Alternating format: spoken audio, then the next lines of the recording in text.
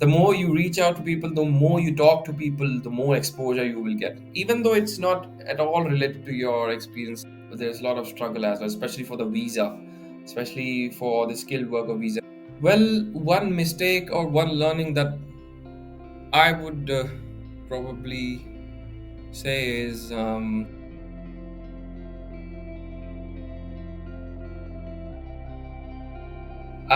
so a little intro about myself. So I'm Abjeet Singh. I'm currently working as a data scientist at Barclays. So it has been a fun ride, I would say. So initially, I was from India. Didn't expect I would do data science, but eventually my destiny took me over there. So masters in data science, work in London as a data consultant. Now at Barclays Glasgow. So it's been a fun ride.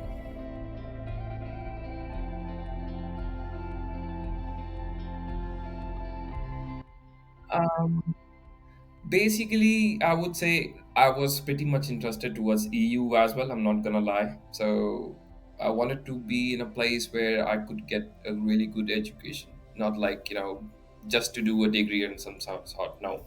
So I was like, I should do it from a renowned location, from a really good location. That's first priority, and whatever the course was, that should be up to the mark. So it should have all the qualifications that I need for the future to become a data scientist, or at least towards the data scientist. I understand not everything can be done in just a degree. So yeah, that's why I chose UK, because the course that I was getting was quite relevant to my career goals. I mean, it wasn't specifically to the UK. It could have been Germany, it could have been France, but I wanted the same language. I was not that comfortable understanding a whole new language again. So yeah, that's why UK. I mean, just because of the degree that I was having, the course was relevant, the degree was good, the institute was good, it was reputed, and that's what it matters to me. So that's why UK.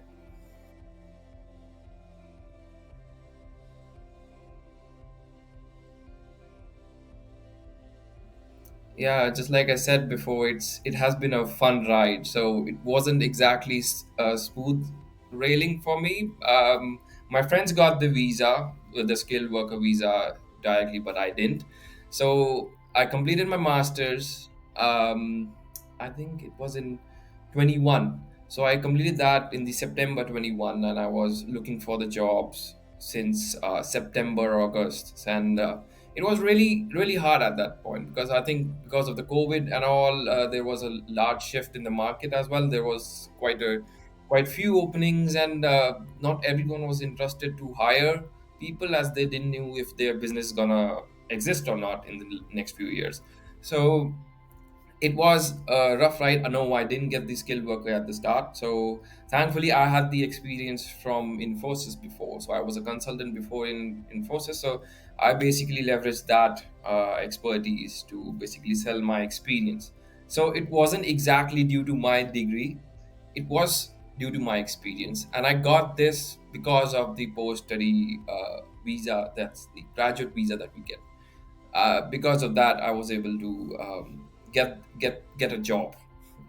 So yeah, it wasn't that easy from the start.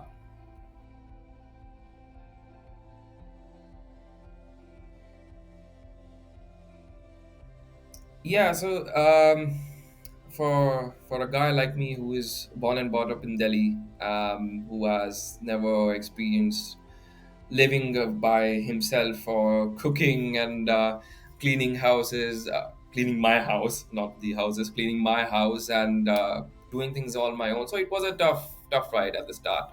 I'm not gonna lie. So it is fun. It is fun. It is certainly fun. You have all the freedom to do whatever you want, and you get to know more about people, and you get to know about things you might not have you think about. You might not experience it at all in India, because it's quite natural over here. It was a drastic change, but eventually you kind of like it when you come over here. So it's like, if it is respectful, and everyone is like minding their own business and respecting each other, so that's really good. And once you get a hang of it, then you will really like it. So it was a cultural shock, but eventually it's fine. I like it here now, so it's good. Oh yes, definitely. I mean that's every expat would say the same thing. Everyone misses the Indian food. If you know how to cook, luckily I know how to cook and I like to cook as well, so that's not a problem for me. So I make most of the stuff on my own, but yeah, I do get bored and I do miss that street food and the quick delivery that you can get anything at your call. Basically, you just call it up, or you can Zomato everything. You have it so nicely over there, but it's not there. It's super duper expensive over there if you have to take a takeout and if you have to go out. So and the food outside is not good. So yeah, I do miss Indian food. That's a bit obvious, and yeah, but still, I mean, work wise, it's good. So I mean, it's a compromise. You have to make a compromise.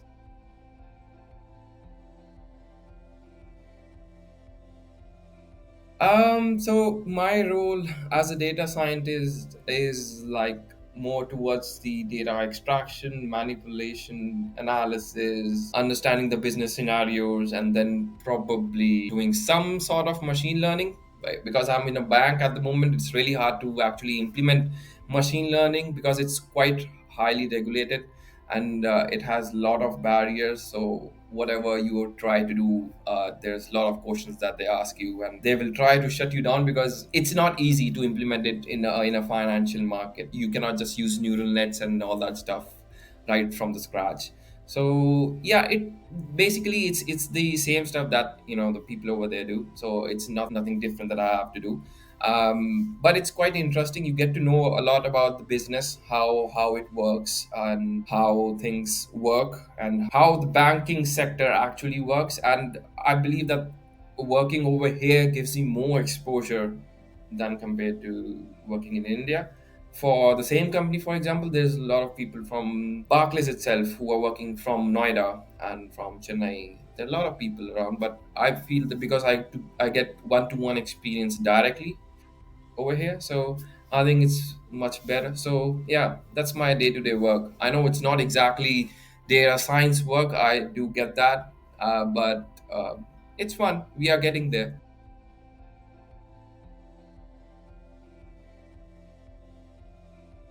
Basically recruiters need the experience first of all, the relevant experience. They For the graduates, it's a little bit difficult because you don't have the experience at the moment, so you have to go towards the graduate routes and all that programs that they have. That's also a very good start, but it has a lot of tests and you have to go through the mathematical and I don't remember, there's a lot of tests that you have to give to bypass that. That's the graduate route if you don't have any experience. And basically, the recruiters ask for your skill sets based on the job description. And for data science, it's mostly the understanding of machine learning, the analytical work, Excel, SQL, Python. These three, SQL, Python, and Excel. Yeah, these three are the ones that are highly required. Like even if you are not data scientist, you are a BA or you are a DA, data analyst, or anyone in the IT field, you need these three skill sets because that's the most common one that they ask, especially in the big giants like Barclays or Lloyd's, or if you can go towards consulting, EY or such. They need SQL data. They need SQL extraction. So yeah, SQL should be there. So I think these three are the main core ones. Man, the rest depends on the job description. Generally, that I had to learn was machine learning. And why machine learning? And there were a lot of case based questions. So they give you a particular case, they give you a scenario, and then you have to crack that, and then you have to tell as to what would be your solution, what would be your architecture, and what would be your point of view to approach to things, as to what solution would you give and how would you present it. The lastly would be the presentation. So you have to basically tell, okay, this is how I present it, this is how it works. Yeah, that's it. I think, yeah, so those are the things that recruiter requires. And clear communication is also a requirement, because I'm being honest, when I came over here, I didn't have that clear communication skills that one requires over here. Because let's be honest, I've been in Delhi, in India, you don't need that quite often, but over here it's a mandatory thing. So yeah, that's also a thing. I mean, they just simply get the hint from the call if you have the call. So yeah. So, yeah.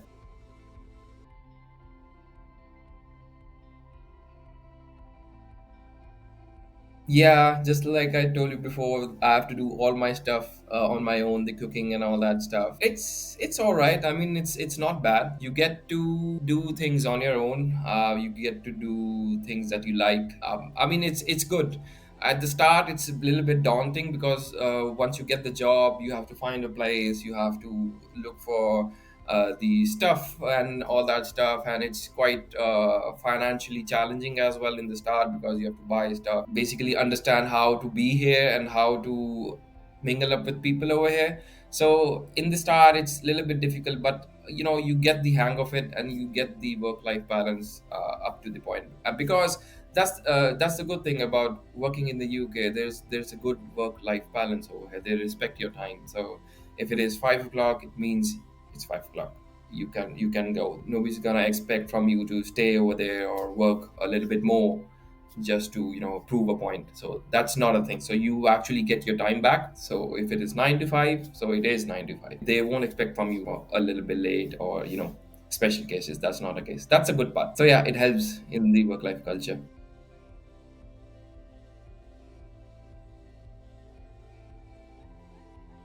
Well, one mistake or one learning that I would probably say is trying to express a little bit more about what you do and what you can do. So, because I believe, it's probably because I believe most of the people are like this, especially I believe Indians are like this, that they don't tell their achievements that loudly, that, they should tell that, okay, you have done some stuff and you should be proud of it and you should showcase that as much as you basically. We hesitate to tell others like, okay, we have done something, that's fine, that's normal. We don't expect from others as well, right? So we just say that, okay, this is fine, we did it. But eventually you have to brag about yourself a little bit.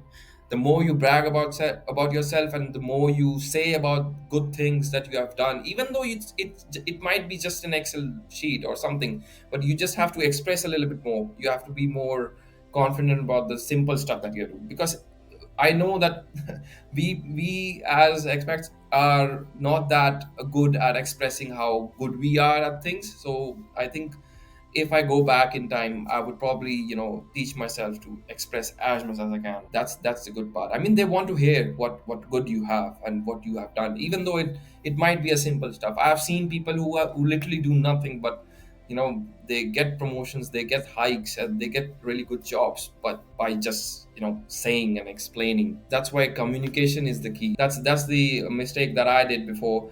I wasn't explaining my projects in that depth and with that excitement. I was like, okay, this is something that probably everyone has done it already, but apparently it's not that case. You have to showcase yourself. That would be my mistake.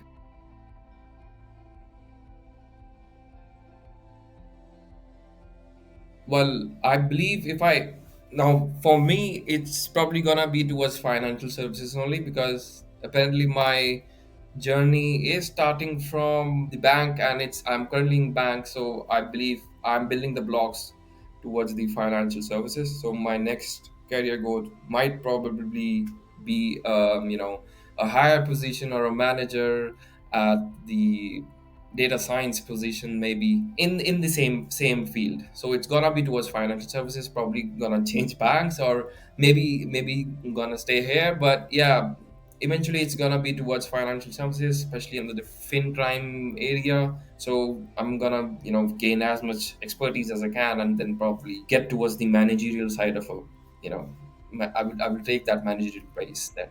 So yeah, that's what I foresee, or I imagine. So yeah,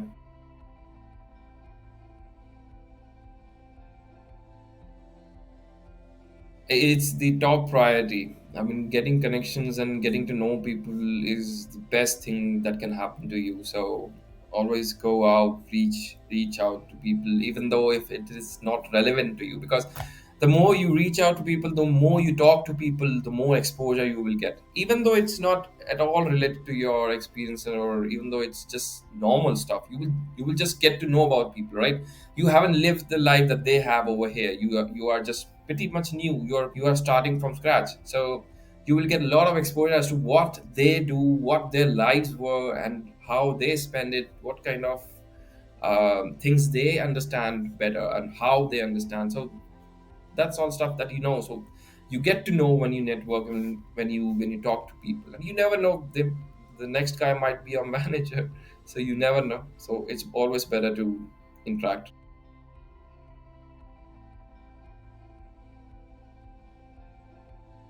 I would say look at the courses probably. Look at it in a correct manner.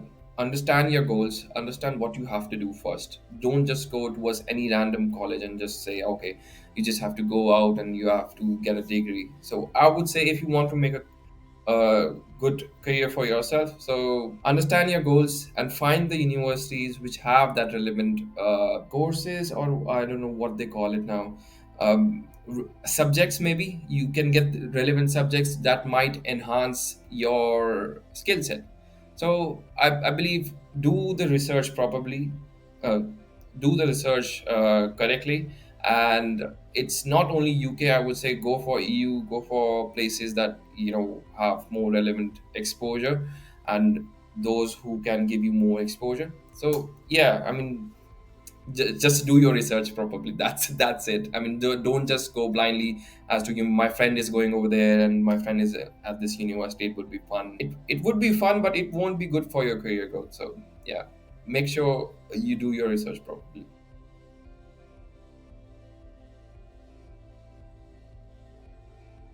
Well, there are jobs. I'm not gonna lie, there are jobs, but it's not that perfectly great. So there's a lot of struggle as well, especially for the visa, especially for the skilled worker visa. Now the UK government has increased the prices, and they have also increased the salary brackets that will influence a lot towards this skilled worker visa if you have to get that. So it's gonna be a little bit more difficult, and at this moment the companies are really confused because of the government's decision to increase the salary bracket for the skilled worker. So there are a lot of friends of mine who are trying to get the skilled worker, but because of this confusion, the companies are basically saying that okay, we cannot go forward at the moment till the time we don't get any clarity. So it's a little bit hazy, but hiring is still there, but in a very slow pace, I would say. So